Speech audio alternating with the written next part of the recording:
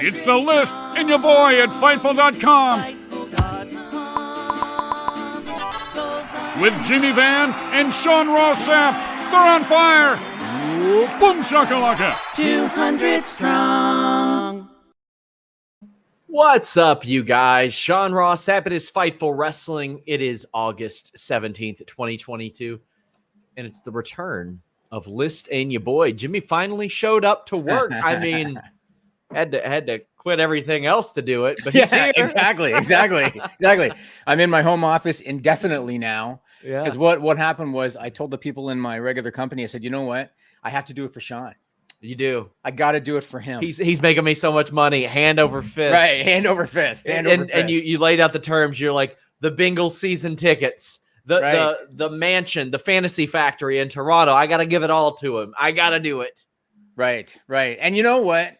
You can say you were joking about the Bengals tickets, but I know that you're feeling the temperature of the water with that one. That's what you're doing. No, I was not joking about the Bengals tickets whatsoever. Oh, you were being serious. Yes, I would 100% like Bengals season tickets, club seats in my deal. On Fightful, on Fightful. Yeah, I mean, legitimately last year, a lot of the work I got done was during Bengals games, and it would be like days off.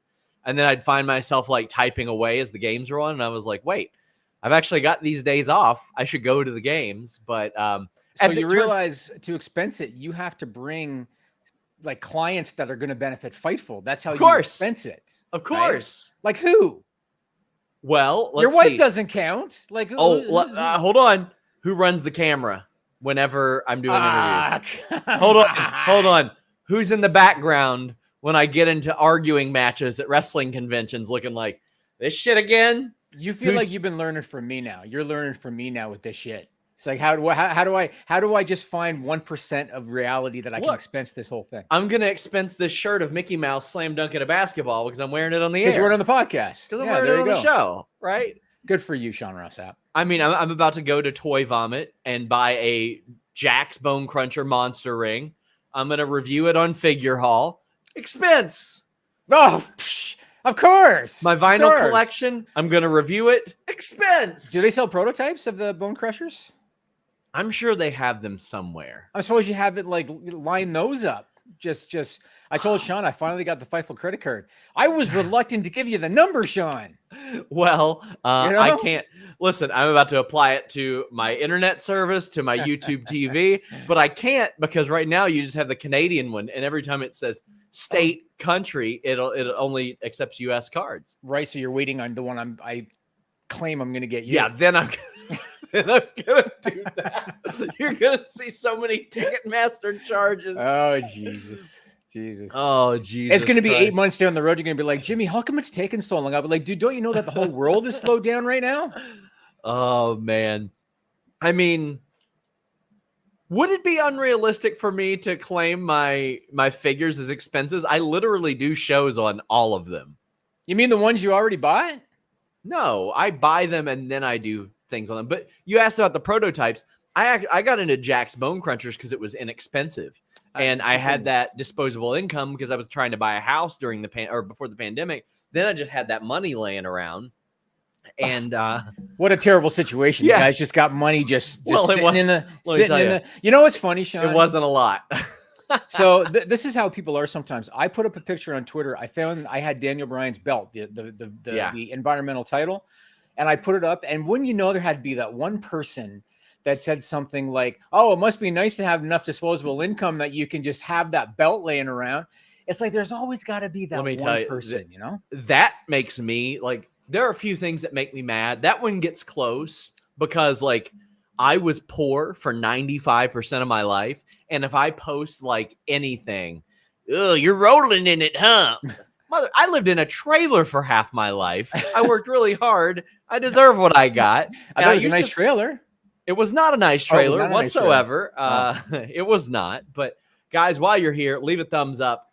Tap that bell for notifications. We had an interview with Billy Corgan drop the other day. I got one with Damian Priest coming up this week. Also, some news and notes. Will Washington's DAD, Day After Dynamite show, is now here on the main feed. Check that out.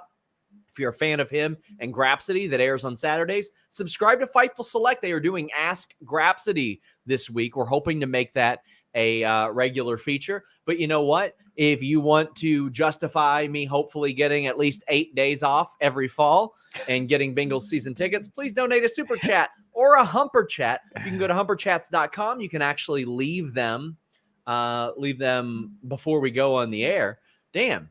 Is this real? Brian Bayless, did LeBron get an extension with the Lakers? For $97 million for 2 years? Is that real? Maybe. Let me see. I'm kind of surprised, honestly. I know he said he wanted. He said he wanted to play with his kid, right? He said he wanted to play with his kid. Yes, he did. But I mean, his kid. I don't even think his kid is in college yet. But damn, I gotta say that I'm kind of surprised because the Lakers didn't do so hot last year. I told you my LeBron story, right? No, I haven't told you this story. No.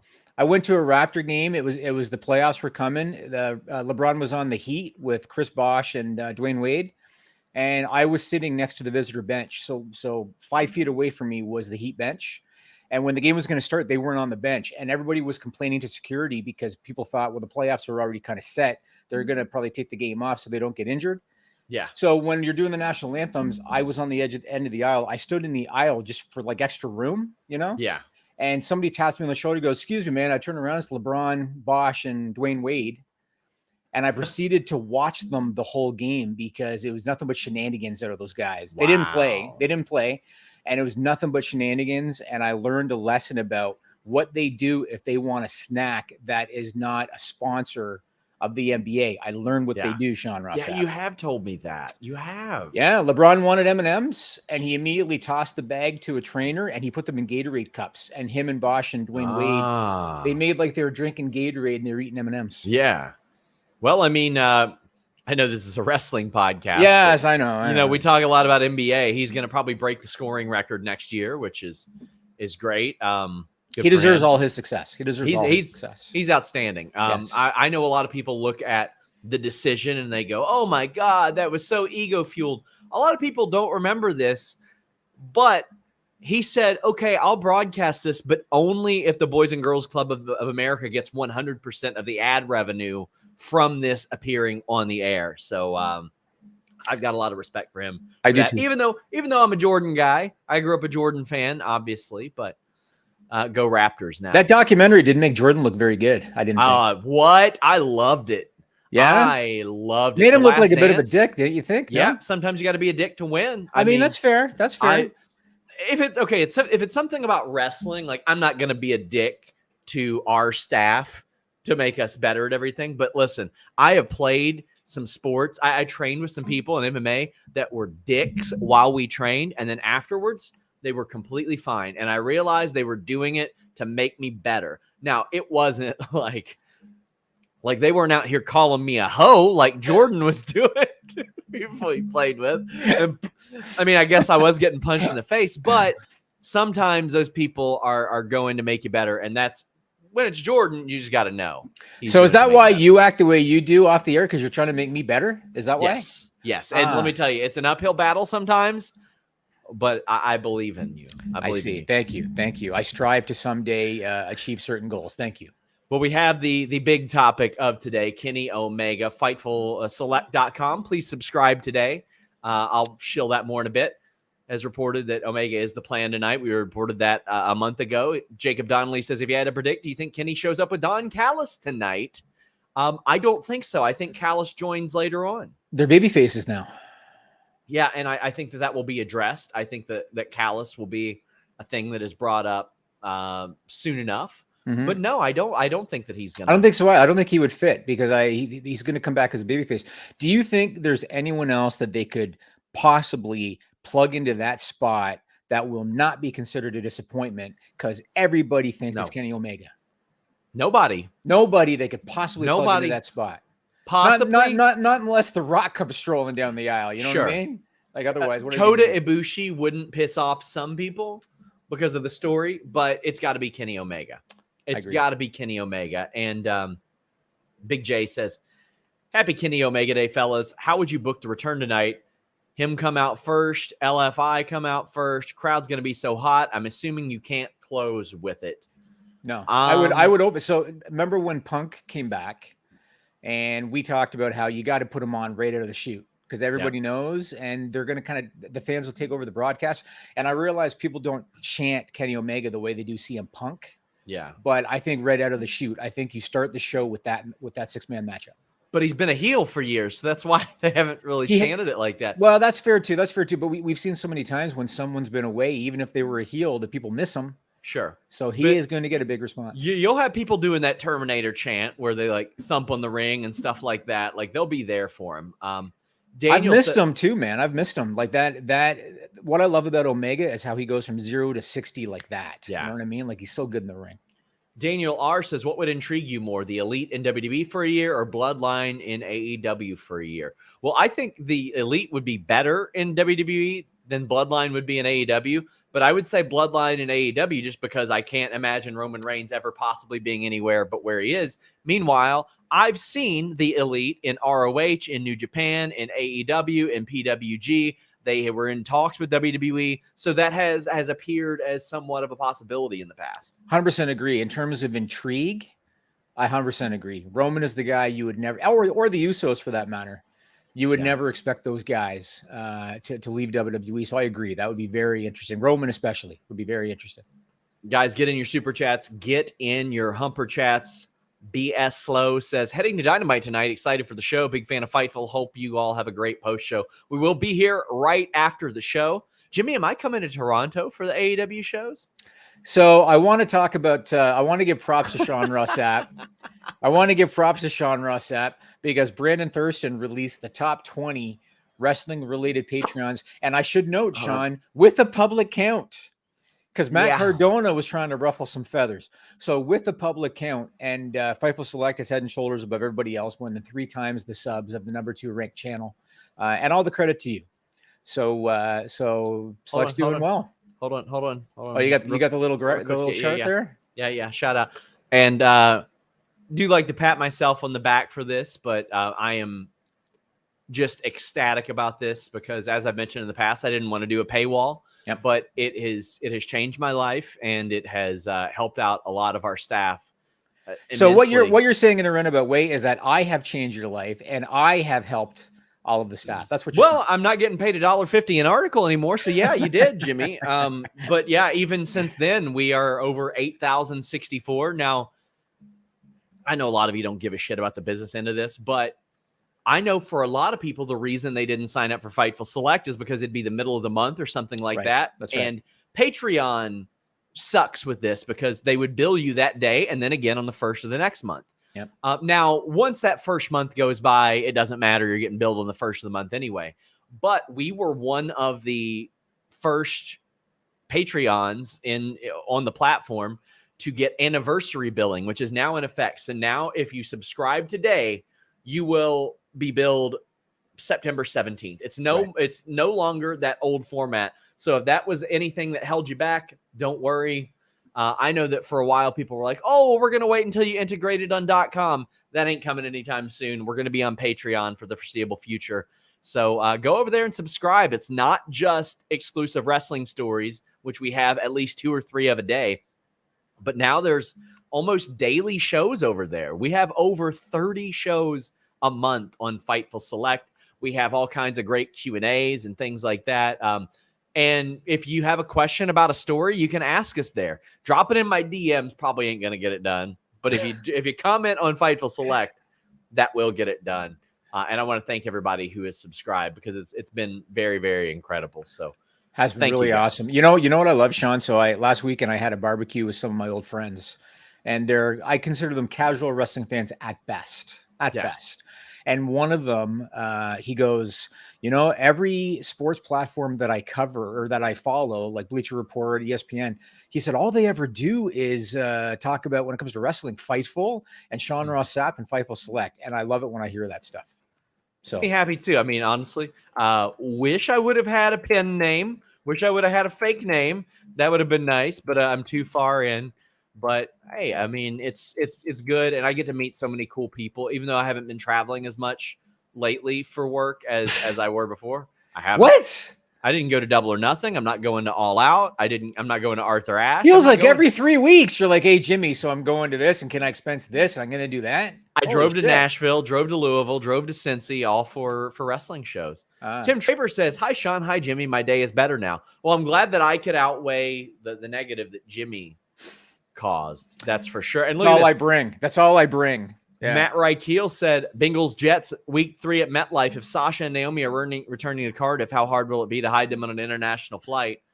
I don't think they're returning at Cardiff. I would imagine somewhere else if they did, but I considered going to Arthur Ashe and staying for like 4 or 5 days for the Bengals Jets game, but it's too much to not do media. But I don't think they're coming back in Cardiff. But I mean, that's just my hunch.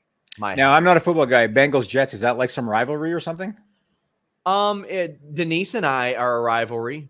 Got it. She's a Jets fan. Got it. That's why you were going to stay with her, basically, for the game? No. I was just going to go. I know a couple people in New York. It was honestly a relatively inexpensive game to go to because nobody wants to go to Jets games. Oh. So, yeah. But another big question, Josh Cardenas says, does AEW have any legal options against WWE? So this is due to a Fightful Select report that, boy, let me tell you, a whole lot of people are incorrectly speculating about. But there was a prominent AEW talent that was contacted by WWE's talent relations department about the possibility of coming back to the company. And that person referred WWE to their attorney. I don't know where the conversation went or if it did at that point. Now, this is a claim of that talent to AEW management. So I found this out. I was able to kind of dig around and find out who it was. And that person did confirm it to me. They said they'd rather stay anonymous for now. And I believe management even would preferred that as well. Because I don't know that management was necessarily thrilled that I found out either. Because it's not the type of thing that they really unnecessary drama for some situations. But Jimmy, what did you think when you heard this? Did they refer WWE to AEW attorneys or their own? Their own. There's too many unknowns to call it contract tampering, in my opinion. And I'll give you an example. So although this isn't even a good example because Luger, I don't think, had a contract, but when Sting brokered a meeting with Bischoff and Luger, but he didn't have a contract, so that doesn't even count. The fact, though, that say Sting would talk to Luger, I don't consider that contract tampering. No. Having the meeting with Bischoff, if he has a contract, sure. But talking to Sting, not necessarily. I would need to know who was the employee with WWE? What did they say? If it was just a high level, hey, are you available? I don't consider that contract tampering. I don't know if it was that. I mean, it was told to me in an effort to bring them back, but I don't know in what capacity that was. Right. I don't know if somebody said that. I do know that the person worked in talent relations. Right. I mean, when you think back to Kevin Nash, right? When Nash talked to Sean, and I can't recall if Vince was part of that conversation, but when he talked to Sean and Nash decided, I'm going to tell him I'm going to go back and be a bouncer and I'm going to get my release and then I'm going to fax the release to WWE and then I'm going to immediately, that was absolutely contract tampering. Yes. But in this situation, there's too many unknowns to really make that call at this point.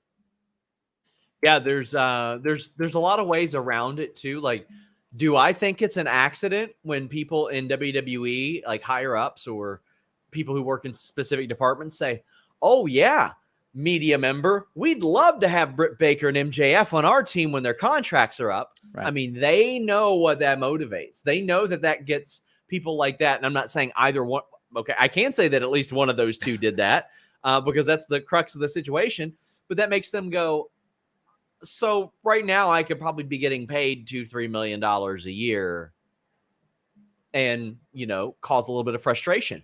I saw, Jimmy, and all due respect to these people, but I saw like dozens of people saying, I would never go to my bosses and say this.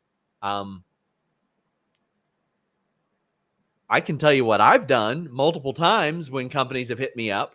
I tell Jimmy Van, and I even say what this person said. Hey, I've got no real desire to go to this place, but I just want you to know there's an interest here.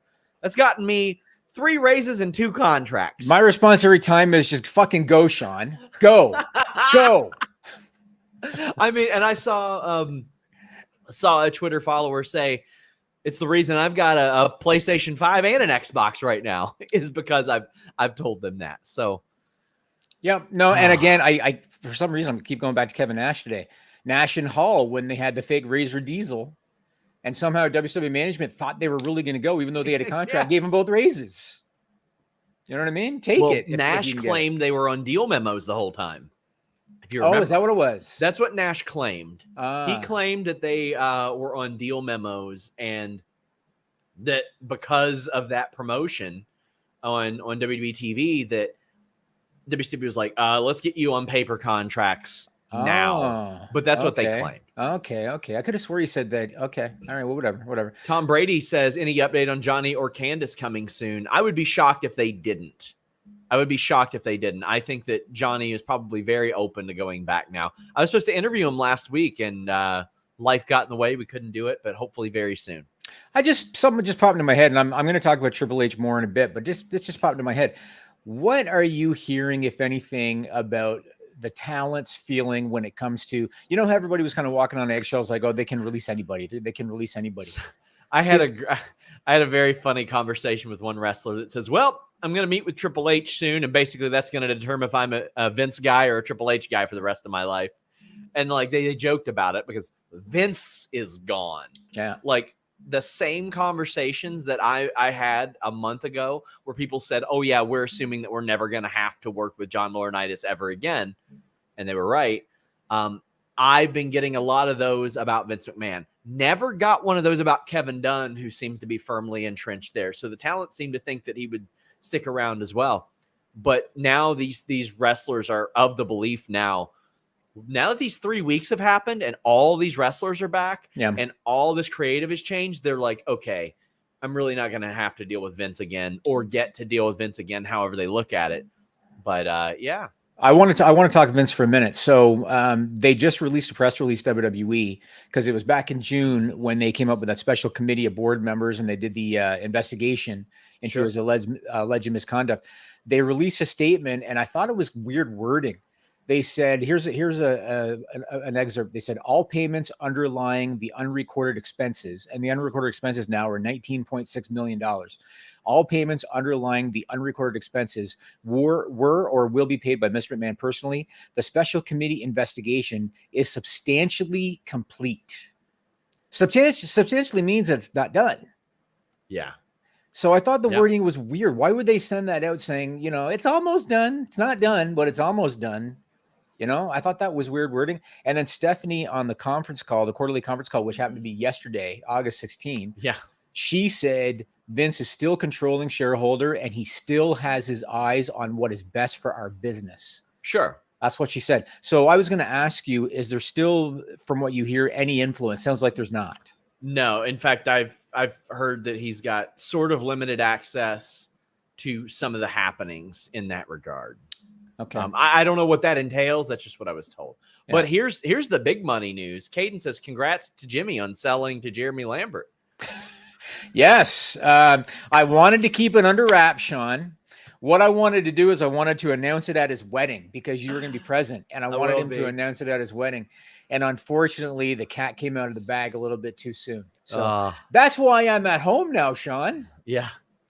Yeah. Congratulations to, as that gentleman put it, that Lambert guy. Yeah. Van Twinblade says Denise and Will successfully coexisted on Quizzlemania. Then Adam took a big dump on Quizzlemania in the bank. Well, I can't wait to see that. I did a run-in with RJ City over there as well. We are the rightful champions.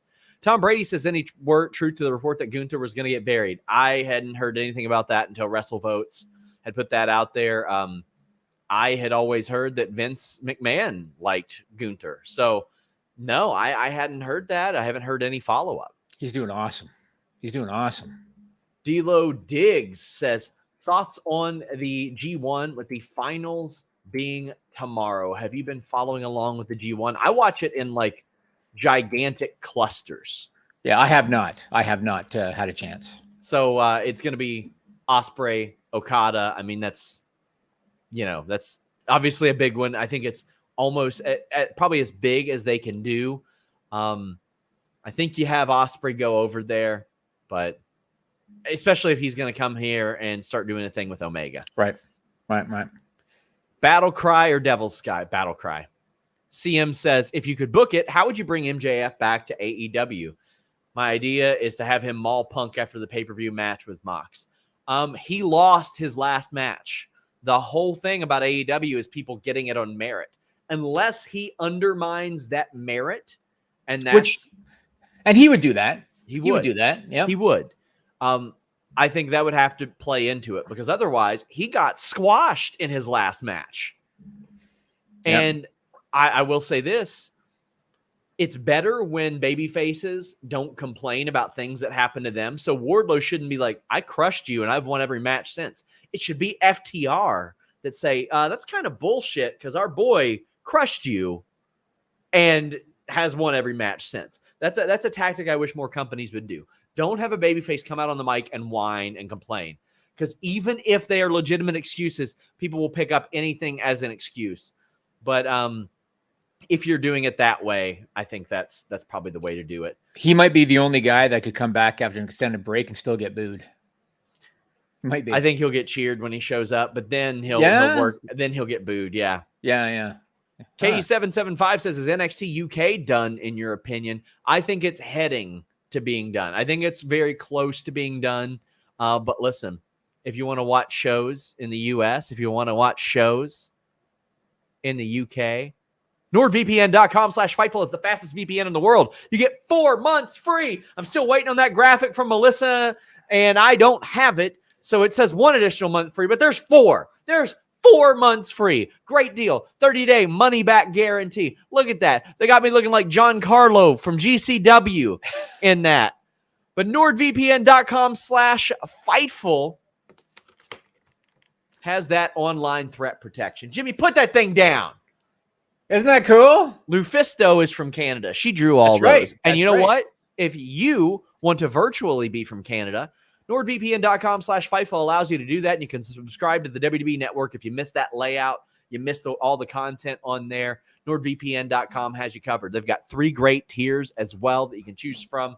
So you're covered no matter what you want. Block online trackers, annoying pop-up ads, and stupid stuff like what Jimmy is doing. Surf anonymously and safely. You're sick of those targeted ads.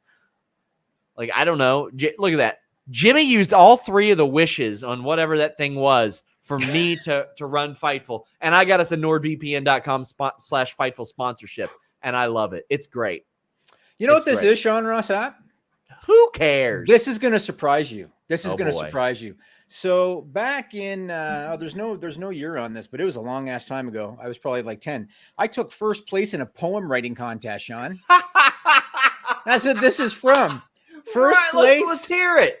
First, I don't know what the poem was. I don't have it anymore, but I got first place in a poem writing contest, and that's what they gave me. Let's do it. Let's have you write a poem on the fly. It's Fightful Poetry Slam. Let's go. I'll tell you what. Somebody come up with a topic, and I will write a poem, and I will read it on the listening board next week. Come up with a topic. How about we do one about you, Sean? How about not? Yeah. Let's do that. Daniel R says, should Mox walk out of All Out champion? I think he should. Nope. I think it should be CM Punk and then CM Punk versus Kingston at Arthur Ashe. Main event there, and they can have a killer match and go through that. I agree. Punk's the hot hand right now. I agree. Nerd Guru says, do you think they win all the titles, then address the head nod in the Hangman match, or does that happen before All Out? What I would like, Jimmy, is Kenny Omega to say something like, that loss affected me so much, I still haven't watched it back. Because what he's referring to is how the Young Bucks were ringside and they could have prevented Hangman from winning, but they gave him the head nod. So if Omega still hasn't watched the match, hasn't been online, hardly anything like that, you can justify them not seeing that. And I think that's important to do. Interesting. Are there any other super chats, or can I get to another topic? You can get to another topic. Okay, I want your opinion on this. And this is something we've talked about before, but now Tony Khan has actually kind of addressed it. So I want your opinion. So he did an interview with Superstar Crossover, which is a show on iHeartRadio. He said in that interview that he can't get everyone on TV because they've only got 3 hours a week. That's what he said. And yet, despite him admitting that they have too much talent and he can't get everyone on TV, he is still seemingly announcing a new signing weekly. Like, it seems every week there's I am. Or you are. Somebody is. Somebody is. Yeah. So my question for you is two-part question. The first part is, are you aware of any more contracts that are soon to expire? Because I can understand cycling content in and out. That's a part of business. So are you aware of that? Because otherwise, unless he's stocking the covers for Ring of Honor, why are you continuing to sign talent when you yourself have admitted that you can't get everyone on television? So yeah, there's going to be a fairly steady stream of contracts that are either like expiring, or there are a lot of people that had full-time deals when AEW started and they have been moved to per appearances or tiered or something. I mean, we talked to Alan Angels, who said that he was offered a per appearance deal to remain with the company and he didn't do it. So they're going to be freeing up a lot of that stuff. And a lot of those are the people that they can't get on TV. Got it. There are coaches that they had brought in or managers that are going to end up expiring and they won't be renewed, I'm sure, or they'll find different roles for them. Right. There's going to be a lot of that. Yeah. Got it. So a lot of guys then, if they're not on TV, they're not necessarily getting paid. Some of them. I don't know exactly how their tiered deals work, but I think I don't want to speak on it without knowing. Okay. Interesting. Next, I want to ask you about the Triple H regime because we're a few weeks in. And contrary to what Vince Russo thinks, I have seen notable changes. Isn't that insane? Like, I don't really want to spend too much time talking about him or his lackeys that he puts on his show. But and Kate posted that tweet right afterwards. She's like, what are you talking about? Like, what is he watching that he doesn't notice any changes? And then he tries to say, oh, that won't bring in one single new viewer. And then I'm like, hey, homeboy, first time since the beginning of the pandemic. Now, keep in mind, beginning of the pandemic and a smooth month into the pandemic are way different. Beginning of the pandemic, everybody's got their ass home. They ain't got shit to do but watch TV. And this is the first time since the start of the pandemic that Raw has drawn 1.9 million viewers 4 straight weeks. And let me tell you, there are probably less cable homes now than there were then because of the nature of where things are going. And that was WrestleMania season, Jimmy. Yep. So, I mean, I just don't know how the hell he really believes it. But Kate said less rematches, promos sound like they're delivered by human beings. The mid-card titles matter, utilizing talent that fans like, following their own rules, less DQs, better pacing. I mean, like, they're significant stuff. Matches get more time. Like, what the hell? Yeah, it's been noticeable. I mean, obviously, it by no means is it perfect. I mean, there's still a couple things I think that they should work on. The first is the stupid names, because like Madcap is dumb. Theory losing his first name is stupid. Braun Break is dumb. Like, I hope that Hunter will kind of fix that. But the changes have been noticeable. The only one thing that I think that they need to improve upon, where I'm actually going to agree with Vince Russo, is I think they need to improve upon the storytelling, because under Vince, a lot of programs existed just based on rematches. Like, the guys would rematch so often that suddenly they're in a program. And I feel like they're kind of still lacking in good storytelling, but it takes time. I mean, Hunter's been at the helm for 3 weeks? You know what I mean? I mean, here's the ultimate thing. Winning and losing a match is a story. And when the top prizes are worth more, the pursuit to get there becomes a story. When you get there, that becomes a story. If you lose a match when you've won like 3 or 4 in a row and you're a talent that is really emerging, and then you finally get that title shot, that is a story. Like, AJ and Bobby Lashley told a story. Ciampa told a hell of a story last week. Winning that tournament, getting there, doing the Harley Race thing. There was a story told right there. Sure. Like, but I guess I'm talking like the long-term stuff, like Austin McMahon, like the long-term stuff. But to me, you got to get the people over first. You got to condition the audience to know that these wins and losses matter, because ultimately, if winning and losing didn't matter, well, what the hell was Austin that upset about? He was upset because Vince McMahon actively tried to keep him from championships. Right. That's why he was so mad. And then their hate developed into something more long-term. But it all started with Vince McMahon being like, I don't want you to have this championship if you're going to act the way that you do. And Austin's like, no, this championship means a lot to me, and I will act the way that I want. So how would you grade Hunter on a 1 to 10 scale so far? I would say a good 7, because it's stuff that just should be happening in general. But on the WWE scale, it's a 10. On the WWE scale, compared to what I've been watching, it's a 10. But a lot of this is just stuff that just should happen. This is basic stuff. Right. Now, a side note on Hit Row, because Hit Row was one of the acts that he brought back. And a side note on them, there was a lot of sentiment online, and people are just so stupid online sometimes. There was a lot of sentiment online about Swerve Strickland. He's wasting away in AEW. He needs to go back to WWE now that Hit Row is back. I realize most of the people watching this podcast know how ludicrous that is. And I know that some of the people complaining, they probably even know how ludicrous that is. Not only is he one half of the tag team champions, not only did he main event Dynamite a couple of weeks ago, so he's in a good spot, but there was actually a few people that tried to kind of double down and say, well, yeah, but he has a lot less exposure than he would on SmackDown. Again, I think about Kevin Nash. This is like the Kevin Nash episode of Wisdom today. I think about Kevin Nash. When he decided to leave WWE to go back to WCW, money and dates were two big ones for him. Yeah. Money and dates. Swerve Strickland, at the most, works 2 days a week because they don't have live events. So at the most, he works 2 days a week and then maybe a quarterly pay-per-view. He probably makes as much or more now than he did when he was in WWE. If you are Swerve Strickland, so you're in a good spot, you're a tag team champion, you're featured prominently on the show, you're working less dates, you're probably making more money. Why on earth? More freedom. I've not spoken to him about that and whether or not he's happy, but also WWE fired him. Right. That's a lot of people forget about that. They fired him. He could be in WWE right now. They could still have Hit Row. Right. He could be Intercontinental Champion or whatever champion that they would so choose. Vince didn't see the value there. Cut him. So I disagree with that. I mean, would it be cool to see Hit Row back together? Sure, I guess. But he wasn't an original part of that group. The Hitmakers were going to be just the three that you see now. Ashanti, B-Fab, and Top Dollar. And then Triple H wanted to add Swerve to it. So listen, Hit Row isn't even his best team in the last year.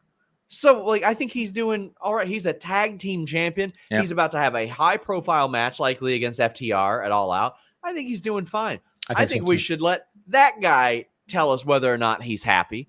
I mean, I'm sure Will could probably give us some insight on that as well. But, man, the tribalism is so weird. Now, there are plenty of talent that you could say, well, what's going on with him? Mm-hmm. I look at an Athena and I'm like, okay, well, she hasn't been put in a whole lot of big situations in AEW yet. And I feel like if she was still a free agent, Triple H would have picked her up and probably given her a prominent spot. But that's all hypothetical. Mm-hmm. And we never know what will happen, especially with Chris Statlander injured. We know Chris Statlander being injured did move things in an upward direction for Athena. It thinned out the depth chart. Man, it's too bad, but you know what? It does feel like wrestling is on a high right now. It feels like there's momentum in wrestling because AEW, all of the injured talent's coming back. You know, Bryan came back, Punk came back, Kenny Omega's coming back. The ratings for WWE, like you said, they've improved. All 3 hours of Raw this week, even the third hour, beat the series finale of Better Call Saul on AMC. Yeah, it beat it in viewers and it beat it in the key demo. You watch that, by the way? I haven't yet because my wife and I, she's out of town. We watch it together. It's very good. I've heard. But WrestleTix, they claim that over 62,000 tickets have sold for Clash at the Castle on September 3rd. That's a big number. WWE says they've sold over 90,000 tickets combined for nights 1 and 2 of WrestleMania next year. So it feels like there's this positive momentum. But I do have a question for you. They need a world champion on both brands in WWE. How do you think they're going to split those titles? And do you think that Drew McIntyre is going to play into the title picture at Clash? Do you think that he has any chance with Roman at Clash? Otherwise, how are they going to split the titles? Or do you think they will split the titles? Yeah, I think they will. I think they should. And I think that Drew should win one of them. I thought the triple threat idea was a good one. Like put Cross in there and then do something where Reigns doesn't get pinned. Because when Reigns gets pinned, it should be somebody who, I think it should be somebody in their first title win. I think it should be something like that. And then you are able to keep the Universal title on him. But I think that's the way it should go. Will it go like that? I don't know. I know it's been pitched. However, a pitch and it actually happening are far different things. I saw somebody or a few people suggested, why don't they do like best 2 out of 3 falls? I hate that shit. Shit. Where one is for one belt, one is for another. Hate that shit. So they've done that before, haven't they? I feel like that's been done before. Yeah. They did that with Angle, Benoit, and Jericho at WrestleMania 2000 for the European and Intercontinental titles because Angle lost both of them without losing any matches, if you remember, I think. Right. Okay. I mean, obviously, you want to keep Drew strong, especially if they're going to do him and Rock at Mania, because it sure feels like Rock is wanting to come back. He's doing a lot of wrestling-related stuff again. But you got to have your world title. Now, granted, Hunter's doing a good job with the mid-card titles, better than they had been handled in a long time. Yeah. He immediately established them. 100%. And that goes a long way in the storytelling business, Jimmy, because when you have more prizes that people actually see worth fighting for, that adds so much. Intercontinental title, main eventing a show. You've got the United States title being contested among effectively 8 people now because you had the 6 people in that mini tournament who fought their hearts out, had banger matches. We saw cool spots. Then Ciampa won it. Ciampa did this whole Harley race thing, showed how important it was to him.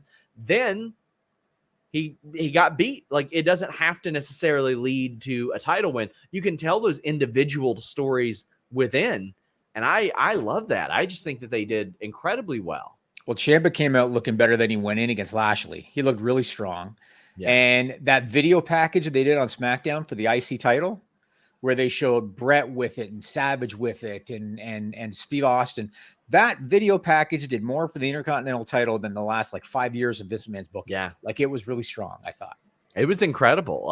It infused it with energy, kind of like AG1, our friends at athleticgreens.com/Fightful. Use our link, get 1 year supply of vitamin D and 5 free travel packs. Look at Jimmy, just so desperate to not put over our sponsors. No, you put it over. You put it over. You're doing a good job. Anything to distract him. But you know what? Nothing's going to distract you from 75 vitamins, minerals, whole food sourced ingredients that include a multivitamin, multimineral, probiotic, green superfood blend, and more. That probiotic is great for your gut health. That multivitamin is better than the ones that you're going to buy at the store. It's not a tablet. You don't want to take multivitamin tablets because it'll pass right through your system. Doesn't absorb nearly as well as AG1. athleticgreens.com/Fightful helps aid in your health and digestion. That immune system replaces a bunch of products and pills. athleticgreens.com/Fightful. And not only this, they have worked to improve obsessively their formula over the last decade. Over 53 improvements. That's once every couple of months. Every 2 or 3 months, they're changing with science to make sure that this product is best for you. Whether you eat keto, paleo, vegan, dairy-free, gluten-free, it's got less than 1 gram of sugar, no GMOs, no nasty chemicals or artificial anything. I take it every morning, mix it up in my Athletic Green shaker that you see far on the right there, and we're good to go. athleticgreens.com/Fightful. Have you ever seen this foamy clay stuff? You ever seen this stuff? My daughter made this for me. It's like Play-Doh, but it's foamy and then it dries hard like that. You ever seen that? Never. Yeah, she made that. It's like a donut person, Sean. Isn't that cool? I guess. Yeah, come on. It's my kid, Sean. I guess. You should put it over and say that's incredible. That's amazing. Shit artist, that kid. Shit at art. It's horrible. You should be ashamed. Wait till you want your Bengals tickets. Till you want your Bengals tickets. Jimmy, she brought that home and Jimmy was like, what is this? She made it at home, Sean. The shit in front of my face. Well, it shows, Jimmy. That much I tell you. What'd you do? Homeschool her in art? I'm gonna tell her. She knows that Sean. She knows the guy that I do this with. His name's Sean. She knows this, and I'm gonna say, "Hey, baby." So Sean says that this is garbage. So I would like you to make the decision. Should Daddy get Sean tickets for a football game? Listen. No, first off, game. Games. Well, right. Even Should worse. you? No. Fightful should. Right, Fightful should. Fightful should get it for me. I don't care if you do it. Right. Fightful should do it. Fightful should. Bill Hemmett says, sending love from the UK. Do you think Hunter will bring back the old IC title belt as he's a sucker for the past? I would love it. I mean, they did that for a while. I think they're going to move onward and upward. They had the white strap, though. Yeah, but I mean, so? I didn't like it with the white strap. I agree. Okay. And you know what I would love to see? I would love to see the winged eagle. I would love to see that. That's a great title. Great belt. I would love to see different main title belts. I can't stand those. I agree. K775 says, do you think Santos Escobar comes to Raw or SmackDown solo, or does Legado come with him? Well, I think he should be on SmackDown. And I think, I think he should be on SmackDown because the draft will change everything. But also, I think you need to bring up teams as well. Raw is very bare. Again, the draft will change that. But when is the draft tentatively scheduled? Tentatively early to mid-September. Okay, so it's been a month away. Yeah. I think Santos is on my list this week because he lost the street fight against Tony D at Heatwave, had to leave NXT. I think they should bring the whole group. I think they should bring the whole group too. And his really entrance, did you see his entrance coming in off the street? Yeah. I'd bring the whole group. He's also a guy that's had great stuff with Karrion Kross in the past. I loved him on Lucha Underground. He was fantastic. It's King Cuerno. Nerd Drew says, Battle Cry or Kingdom? I love Kingdom. Says, side note, Kenny's entrance at Arthur Ashe was like an out-of-body experience. You can attest to that, Sean. It was unreal. I can attest that the concessions line that I was in when he made that entrance was an out-of-body experience. And that being that I wish I was out of my body so I could have actually seen Kenny Omega's entrance. But how was the food quality? Not good from what I remember. Was it better than Cleveland when you got your hair cut? Cleveland had the absolute worst nachos I've ever tried in my life at a venue. There were a couple places that had some good ones. I can't remember the last place I was. Well, I tell you, WWE's at SummerSlam was bad. It was very bad. Very dry. I feel like the last AEW show I went to, I can't remember where it was, but I feel like they had some good ones. Or maybe it was Money in the Bank where I was at that for Vegas, T-Mobile. I think maybe they did all right. But are nachos your gauge? So whenever, let's say if I'm trying at a new pub or something, I will typically get a burger because that will tell me if it's a decent place. Are nachos because I think when I saw you in Toronto, you got nachos then too. Not really. Nachos are the safe bet. If everything else you see looks like really garbage, then you grab some of that. I went to a baseball game with my wife in Cher, Delaware, and my friend Corey, and she had gotten us club seats for that. Cher, Delaware did, and you get the food up there. And there was some pretty good food up there, so that was cool. But I mean, that's baseball, a little bit different. Was it as good as the food in the J Suite? It depends on what year. Some years it's better than others. Really? Yeah, some years. How many have I ever brought you to? 3, right? No, 2017, 2018, 2019, and this year. 4. So 4. And you're telling me that there was a year where the food was kind of off the mark? I would say the middle years peaked. Yeah, I'd say pre-pandemic it peaked. Really? So this year you thought it was shit? Is that what you're saying? No, I didn't think it was shit. I thought it was decent, but man, the level of gratitude when you're offered what? Do you want me to be honest? Do you want me to lie to the people? It was all right. You liked it, except for maybe the meatball sub because you couldn't finish the challenge. I liked the meatball sub actually. That's what I ate there. Okay. I ate one right before that challenge, and then I saw somebody shove that whole thing in their face, and I said, "Nope, I'm good." Yeah.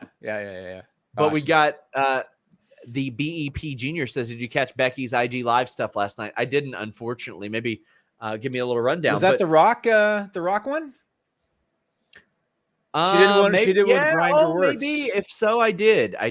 Yeah, that was awesome. That was cool. It's so clear that Rock, you can tell now that he is itching to do something because the Dark Side of the Ring collaboration too that he's doing with the territories. So he definitely looks like he's itching to get back in there. So we'll see what happens next year. Reminder, guys, get in your super chats, get in your humper chats. Nerd Drew had also asked, what do you think Kenny's match is this year for Grand Slam?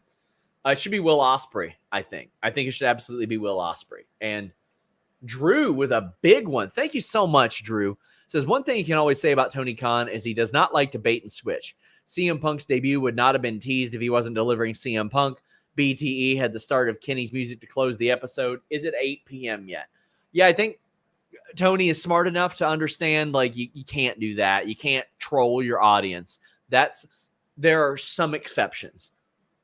Shawn Michaels in Montreal hitting Brett's music was great, but what they didn't do is they didn't tease it. They didn't advertise it ahead of time. It was a very much on-the-spot thing, and it turned into a great moment. Had they said for weeks and hinted like, uh-oh, the excellence of execution, the Hart family is coming back, and then he did that, that would have been something else. XX Crixus says, do AEW women feel appreciated? Do you know if TK is working on giving the women more time? I haven't heard anything about it, but there, of course, you can't necessarily lump everybody in with the same sort of feeling. I know that Thunder Rosa was frustrated after she won the title because she wasn't booked for TV, didn't have a significant program. Then there's other people that are very happy with what they're doing. It really depends, but I haven't heard of anything from a wide, like casting a wide net about it. I actually had the depth of the women's division in WWE on my list today because they are deep, man. Yeah, they are. So you think back to the last time that, there was like a glory period with the women, it seems, and it feels like it was when the 4 Horsewomen came up. That was when you had these 4 new girls that were all kind of established in NXT, and you knew that they were good. When you look at the up and comers right now, either they've already been called up or they are, still in NXT. Like Dakota Kai, Io Sky, Cora Jade, Ivy Nile, Nikita Lyons, Raquel Rodriguez, Roxanne Perez, Zia Lee, Shotzi, Wendy Chu. These are all people that are kind of up and comers or they're still in NXT. Yeah. Then the established people, Ronda Rousey, Charlotte Bayley, Becky Lynch, Bianca Belair, Mandy Rose, Alexa Bliss, Rhea Ripley, Liv Morgan. Oh, I look at Sasha Naomi, potentially. I look at Sarai, Wendy Chu, several Toxic Attraction. They're all ready to come up. Like, I think Nikita Lyons has a lot of work to do, a lot to do there. But she's one that obviously they like an awful lot. So, I mean, that is a deep roster, man. Yeah. Wendy Chu should be brought up at the draft.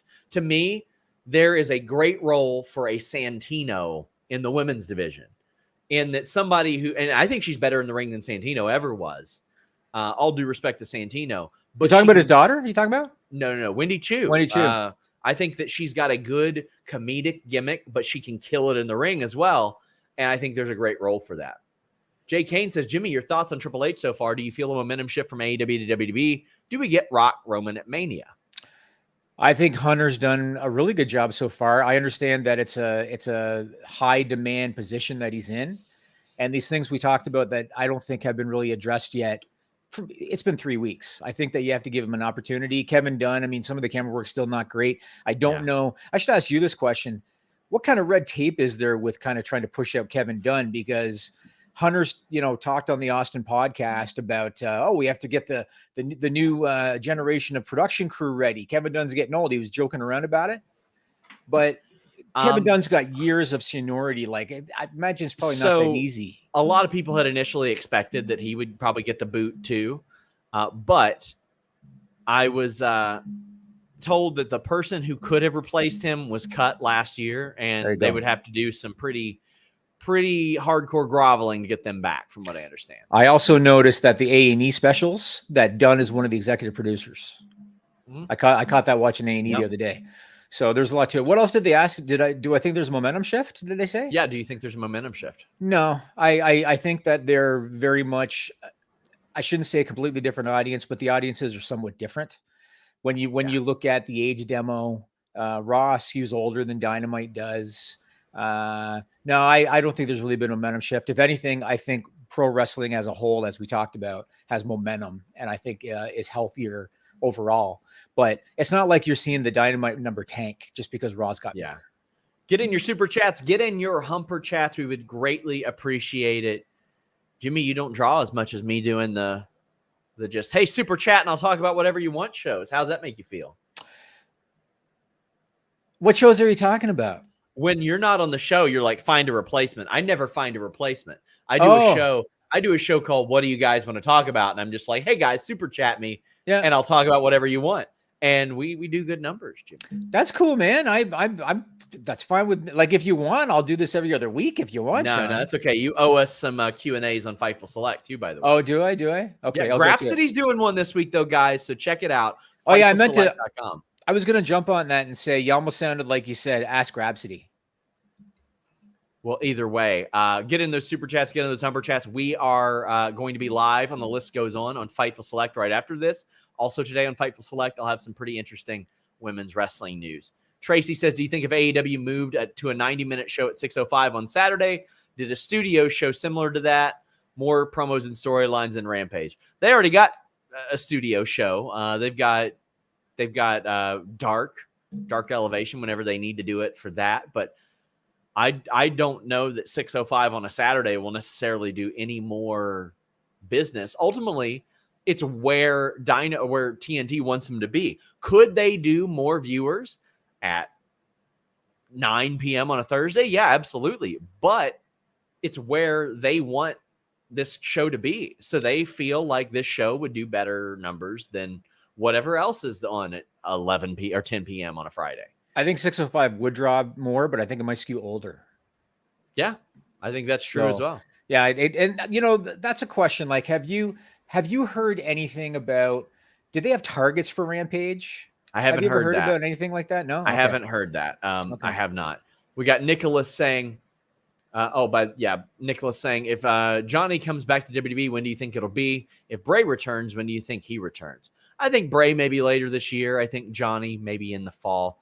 I expect Johnny Gargano to come back to WWE. I think that they can probably offer him the most money right now, provide the greatest creative, although I think he'd fit in amazingly with Best Friends in AEW.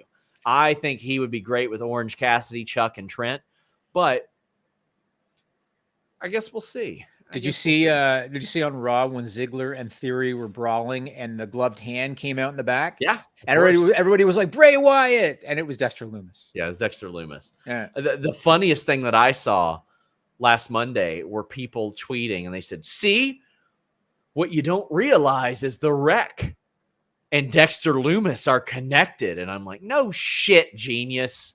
No shit, genius. Good job. Well done. Well, and these are people that have been like absolute jerks to me, and they have been so like smooth brained by how WWE will just bonk them over the head with everything that like a little bit of subtlety, and they think they turn into Sherlock Holmes or Gil Grissom or something. I'm like, come on, man. So let me ask you about Sasha. We already kind of touched upon it. Sure. So she was at the She-Hulk premiere. I don't know why. Maybe because she did the Mandalorian. I don't know. Someone asked her and Naomi on the street that TMZ style thing, you know, when are you going to come back? And of course they didn't respond to it. Although Naomi was really cool to the guy. But of course they didn't respond to it. Do you feel like the door is open a lot wider now with Hunter there? And is your sense that they will come back? Because Sasha seems like she's digging the mainstream stuff right now. Yeah, I think they'll come back. And I think that I assume it's her agent or something, but her agent or whoever reps her and gets her on Hot Ones and Good Mythical Morning and Kevin Hart's show, they're very good at their job. I just want to say that. Whoever's doing that and getting her into the She-Hulk premiere red carpet and stuff like that, they're very good at their job. So she's got the right people that she's working with right now. And I mean, her buzz has only grown. Yep. Right. 100%. Yep. What are your thoughts on the fact that Naomi was standing right next to her at the She-Hulk premiere? That felt to me like that was deliberate. That was like a PR thing to me. Sort of nixes a lot of that. Oh, she coaxed Naomi into it. Naomi is a grown woman, an adult with a decade-plus year career who can make her own damn decisions. I find it hard to believe that Naomi is going to be coaxed or influenced by anybody. I think that woman is more than capable of making her own decisions and is very good at making her own decisions. So right. I'm glad. King of the North says Ricky the Steamboat Dragon tonight. Pop. That was Too Cold Scorpio would always call him in shoot interviews. He would go, Ricky the Steamboat Dragon. I loved it. Cold Stone. I loved it. What else you got, Jimmy? Well, I want to plug Know Your News. So this week, knowyournews.com, I did Know Your News Tonight with Andrew Zarian, which was really cool. I love that I get to you know what? I'm cool with you doing it because I'm going to isolate this and somehow use it. I don't do audio though, Sean. I don't do audio. I respect that. But Andrew Zarian was the guest on Know Your News Tonight this week. That was cool. Alex and Kate, they reviewed the what was it? The return of Killer Tomatoes, I think it was called. The Attack of Killer Tomatoes. No, the Return of the Killer Tomatoes with George Clooney. That's what they covered this week on his best film, honestly. Was it the best thing he ever did? Yeah. And Unsportsmanlike with Greg Cherry and Jarrett Bailey talking about the week of stupidity in sports. Knowyournews.com or youtube.com/knowyournews. Check it out. Oh, wow. Hey, we're heading over to FightfulSelect.com right now. We've got the list goes on. Until next time, guys, we're out.